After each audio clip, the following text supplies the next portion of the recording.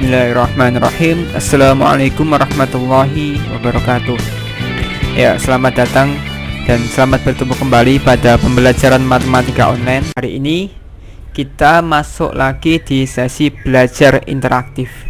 Jadi, kalian bebas mau menanyakan materi apapun yang menurut kalian masih sulit untuk dipahami.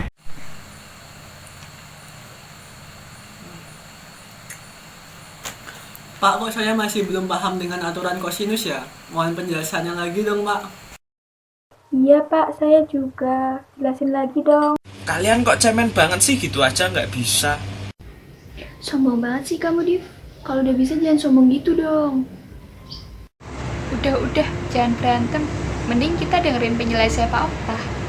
Nah, ini adalah bulan puasa. Jadi pada bulan puasa kita disuruh untuk menahan nafsu, termasuk salah satunya nafsu amarah. Jadi kita tahan sebisa mungkin agar amarah kita itu enggak begitu meledak gitu ya.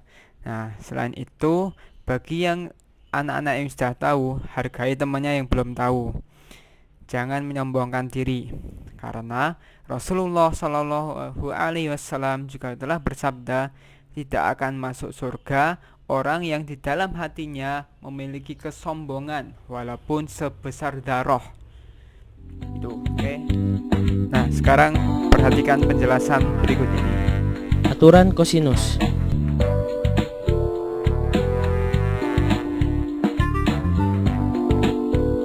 Ini adalah aturan kosinus. Misalkan ada segitiga A, B, dan C. Sini yang C. Ingat bahwa depannya sudut A ini biasanya ditulis dengan A kecil, yang berarti sisi yang menghadap sudut A. Begitu juga ini, yang menghadap sudut B itu berarti B kecil di sini. Ini menghadap sudut C, berarti C kecil gitu ya. Nah, Y ini adalah ketinggiannya dari sini sampai sini. Dan misalkan di sini ada titik D. Nah, oke, lanjut perhatikan berikutnya. Aturan kosinus. Misalkan segitiga ABC suatu segitiga sembarang. Kuadrat salah satu sisi sama dengan jumlah kuadrat kedua sisi lainnya dikurangi dengan 2 kali perkalian kedua sisi lainnya dikalikan dengan kosinus sudut di depan sisi itu. Nah, ini ada aturan kosinus. Aturannya seperti ini.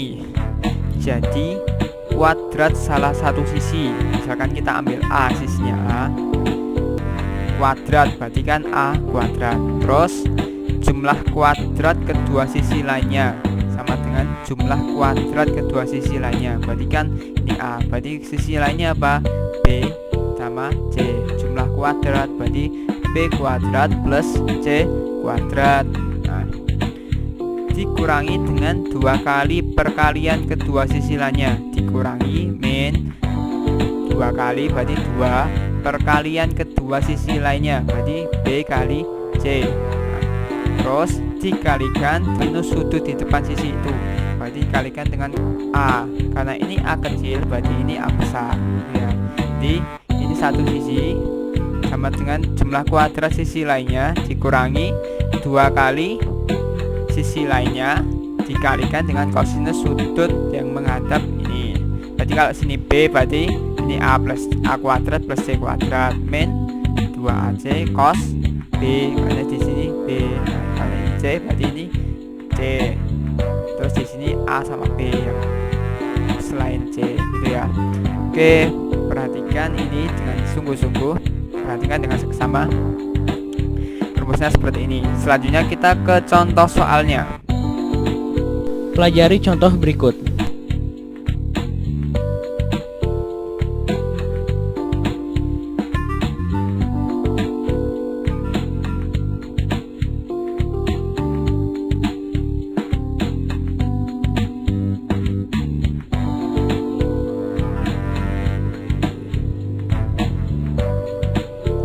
Nah, misalkan ada segitiga ABC seperti gambar ini. Terus menentukan unsur-unsur yang belum diketahui. Nah, ini yang diketahui baru apa? Ini baru sisi C sama dengan 2. Sisi berarti B sama dengan 5, dan sudut A sama dengan 53 derajat. Yang belum diketahui berarti ini sini ya, BC ini berarti kan A, sisi A yang menghadap sudut A kan, berarti sisi A. Nah ini A kan. Nah berarti tadi kalau A berarti yang dijumlahkan apa? B sama C. Jadi ini B kuadrat plus C kuadrat. Di sini ada plus ya harusnya ya. Dikurangi 2 kali B kali C kali cos A. Nah, kemudian tinggal masukkan angkanya. Ini B nya 5, C nya 2. Berarti ini B nya 5, C nya 2, cos 53. Nah kalian bisa hitung cos 53 derajat pakai kalkulator. Berapa? 0,6. Nah, terus lanjutkan perhitungannya. 5 kuadrat 25, 2 kuadrat 4. Ini 2 kali 5 kan 10, dikali 2 berarti 20. Cos 53 tadi berapa? 0,6. Nah, setelah dihitung ini nanti akan hasilnya adalah 17. Nah 17. Kemudian ini kan A kuadrat. Kalau dicari A berarti harus di akar. Jadi panjangnya A itu sama dengan akar 17. Nah kita udah ketemu sisi A. Yang belum diketahui apa lagi? Sudut C. Nah sudut C kan berarti nyarinya cos C. Kalau nyari cos C berarti ini A kuadrat, ini harusnya di minus ya, A kuadrat min B kuadrat min C kuadrat. Jadi ini bukan pindah ke sini, minus semua per 2 AB. Nah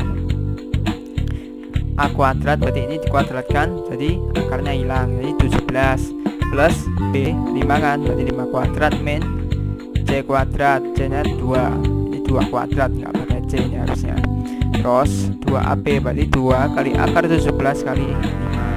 Nah atas dihitung berapa nanti? 19 per bawahnya ini 5 akar 17. Nah setelah dihitung cos C nya, kita nyari C pakai arkes cos. Nah, arkes cos bisa ditulis ARC, bisa ditulis cos pangkat min 1 seperti ini. Nah ini bisa kalian hitung pakai kalkulator, nanti hasilnya berapa? 22,8 derajat. Jadi besarnya sudut C ini adalah 22,8 derajat. Nah kita udah ketahui sudut A 53, sudut C 22,8. Nah yang belum diketahui apa? Sudut B. Nah oke, mencari sudut B tinggal dibuat seperti ini.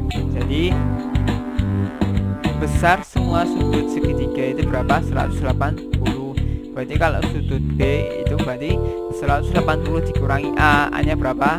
53 tambah C nya berapa? 22,8. Nah, setelah dihitung ketemu 104,2 derajat. Oke, sampai sini apakah ada pertanyaan lagi tentang aturan kosinus?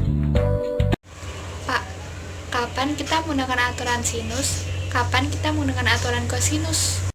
Nah, ini ada dua contoh soal. Yang satu pakai aturan sinus dan yang satu pakai aturan kosinus. Perhatikan ya. Kalau aturan sinus itu diketahui apa? Sudut A, B kecil dan A kecil. Artinya apa? Kalau aturan sinus itu diketahui sudut dan sisi yang berhadapan. Jadi kalau kalian ada soal di mana soal itu diketahui sudut dan sisi yang berhadapan, maka kalian bisa pakai aturan sinus. Namun jika tidak diketahui sudut dan sisi yang berhadapan, nanti coba pakai aturan kosinus. Nah, kalau aturan kosinus kayak gini. Yang diketahui itu dua sisi dan satu sudut. Tapi sudutnya ini diapit oleh dua sisi. Jadi ini B, ini C. Nah, di tengah-tengahnya kan ada sudut A ini. Jadi yang diketahui dua sisi dan satu sudut apit. Atau bisa juga dibalik. Jadi dua sudut dan satu sisi apit, seperti itu. Dan tidak ada sudut dan sisi yang berhadapan yang diketahui. Enggak ada toh. Ini sudut sisi A diketahui enggak kan? Ini B, sisi B ada. Tapi sudut B enggak diketahui. Sudut C enggak diketahui, tapi sisi C diketahui. Nah, kalau diketahui sudut dan sisi yang berhadapan, kalian pakainya aturan sinus. Oke. Oke, sampai sini paham ya? Oke Pak, saya sekarang sudah paham. Siap, paham Pak. Nah, kalau materinya udah paham, oke, silahkan yang tadi berantem baikan dulu yuk. Maaf ya Div, tadi aku emosi sama kamu. Iya, aku minta maaf karena udah ngerendahin kalian. Nah, kalau materi udah paham dan tadi yang berantem sudah baikan, oke, saya kira pembelajaran cukup.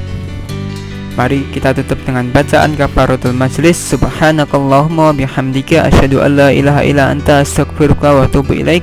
Wassalamualaikum warahmatullahi wabarakatuh.